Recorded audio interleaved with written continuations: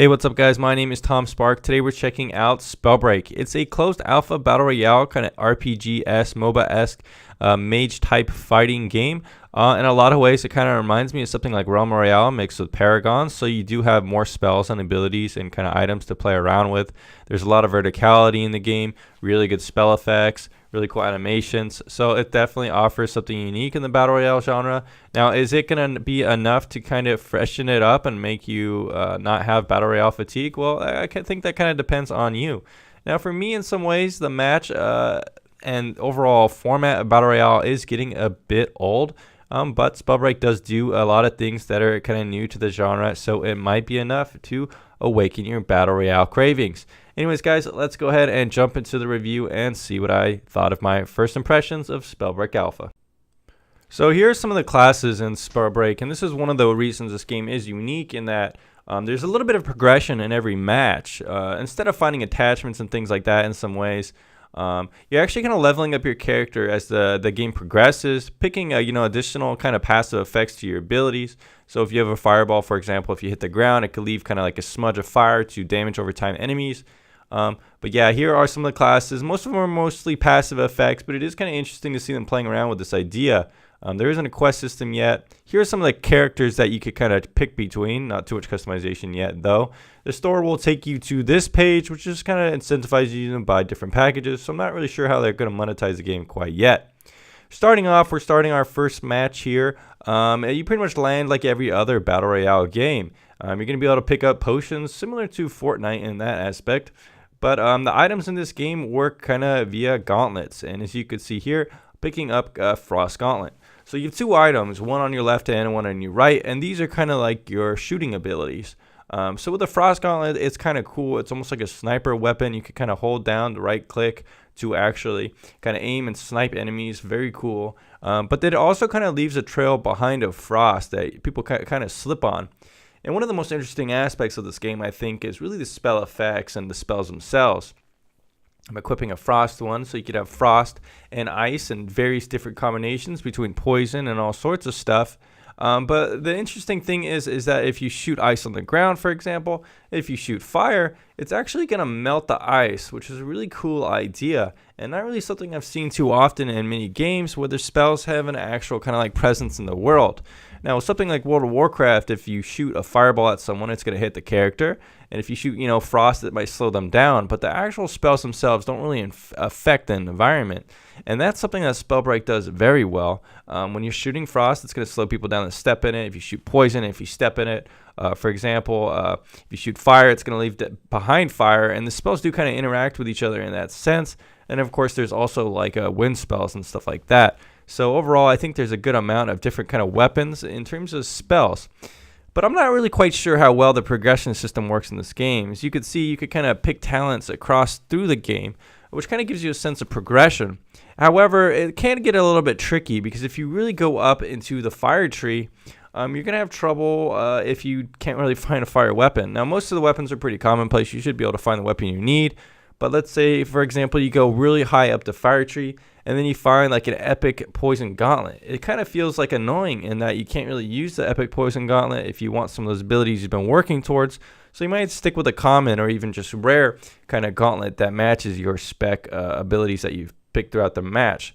Not really quite sure how they're going to fix this problem. Maybe they can make it so you can kind of respec or something like that. Not really quite sure. But it is an interesting idea to have kind of progression in terms of abilities. So I really think the spells in this game really do look really cool. As I said before, they have really good animations, and that's what gives them a sense of presence. As you can see here, the ice spell is really cool. Flying around feels really good. It almost feels like you're some kind of, avatar of spells. Similar to, Airbender. In some ways, this game could be considered, Avatar: The Last Airbender fighting. Just people fighting each other with different spells. But fighting in this game works pretty well. The shooting feels good. The weapons feel pretty punchy in that the reticles and stuff feel pretty... there's not like any drop or anything like that, so the spells work pretty well. Of course, in some spells like poison, you kind of have to learn how to use them differently in tornado, so you can see here. But overall, I think the shooting feels pretty good with the spells, and I think they did a good job of making it feel like you're shooting, but also using spells, which is not something easy to do right? So yeah, shooting in this game, it is pretty skill based. I think they did that well as well. It's not something like Paragon so much where it's it's pretty easy to always hit the targets, and this you can miss. And some of the spells like aiming and sniping and stuff like that feel really good overall. So fights in this game can get really intense. Fighting someone right here, getting those spells, landing them, seeing them kind of explode like that is really cool. Not to mention there's various kind of cooldowns and items you could play around with. Spell effects are going crazy. But I think the game does a good job of it not feeling too chaotic. I think some of the art style lends well to that. But it's kind of easy to see what's going on. It's easy to hear where people are, easy to shoot people, as you could see. I think in some ways it's a little bit tricky to identify people sometimes. I wish there was a little bit of an outline, maybe similar to how Apex Legends does it. It kind of has like a white outline so you could kind of see people a little better. Here the graphic style is kind of muddy, so it's a little tricky to pick people out. But surprisingly, the fights, for how much chaos there is between shooting and everything like that, it's pretty easy to at least kind of know what's going on. You could see people easily burning. And, it's getting pretty chaotic right here. Last couple of people standing. But I am managing to hold my own. Second game I played, I got second place. And as you can see here, second place. So as someone who's pretty experienced with Battle Royale games, I think you'll be able to pick this up pretty quickly. It'll be interesting to see how this game kind of develops in terms of the microtransactions and stuff like that. This person's showing me the emote. The game does come out with solo, duos, and squads, which is good to see. And I really do like some of the settings they've put here in the game. You can automatically run whenever you want, which is something really cool. Not something you see in a lot of Battle Royale games, actually. I know Fortnite has it. But starting out, this game's lobby is a little bit long. That's one of the things that is probably going to need some work. They might have to iron that out a bit, fix the lobby being a little quicker. The game doesn't really have music yet, and picking where you're going to be in the map is a little bit clunky, as you can see. You just kind of pick a portal. It kind of just puts you down into the world. You don't really drop off a bus or anything like that, which I guess is okay. But overall, it doesn't really, feel that good when you're falling down. You can't really control it too much, and the animations probably do need some work on going down. Maybe they could flesh that out with some more microtransactions or something, to make it a little more flashy. Pretty much exactly what Fortnite has done. Not saying that I really like that kind of model of just making every single element of the game customizable in terms of having to buy it. But if they do kind of have a fair system where you can earn things, kind of like in Apex Legends and stuff like that, I think it would be okay. Now, what else about the game? Well, when you're killing someone, they turn into a yellow orb, and you could kind of detonate them. Pretty much similar to most games in that it's not like Realm Royale where you turn into a chicken and you can eventually get up. If you get down, you're down until someone picks you up. So it is more punishing in that sense. What else do I have to critique about the game besides what I like about it so much and that the combat is so fun? Well, I think the map could definitely use some work. It's still an early alpha, so definitely feels more like a template, kind of a foundation framework rather than the actual map that we're going to see upon launch. It actually feels very similar to Realm Royale, mostly just kind of a barren, grassy land with tons of castles to fight around. Now, like I said before, the graphic style is a bit mushy, but overall I do quite like the stylized elements of this game. I just think that the map could use a lot more diversity and cool elements. But for now, it works fine with how the game is. Another complaint, actually probably one of my biggest complaints about the game, is the user interface.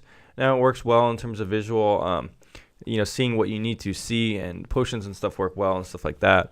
But overall, it's a bit wonky in that since you're using your mouse to control everything, you can't really unlock it and look at the abilities and stuff very easily. So I'm trying to figure out, what my abilities do and stuff like that, and they haven't really quite figured out how to do that yet, unless I'm mistaken.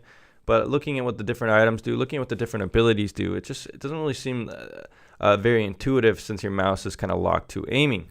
Once they could kind of figure that out, once you kind of look at abilities more with some kind of hotkey or something like that, I think the user interface is probably going to be pretty good. So if you guys have made it around this far, thanks for sticking around, checking out this video. In summation, I just want to say that this game does seem to show some promise in unique aspects of Battle Royale. The spells are really cool, have great animations and feel to them. The game feels unique enough from other Battle Royales. And now, is it going to, be viral like Apex Legends? Well, I'm not sure. It definitely feels sort of a little bit between a very kind of MOBA-esque Battle Royale, and that you have spells and stuff like that. It takes it a step further than Realm Royale, however, since there's no guns, which I think is an interesting idea. I think the movement and verticality in the game, along with various cooldowns, makes it very fun to use. Combos seem to work pretty cool, and interaction with your teammate works good. And in terms of, the optimization, it runs at a clean 60 FPS on Ultra for me with just a GTX 1060, so that's very good to see as well. Voice chat works, settings seem pretty good.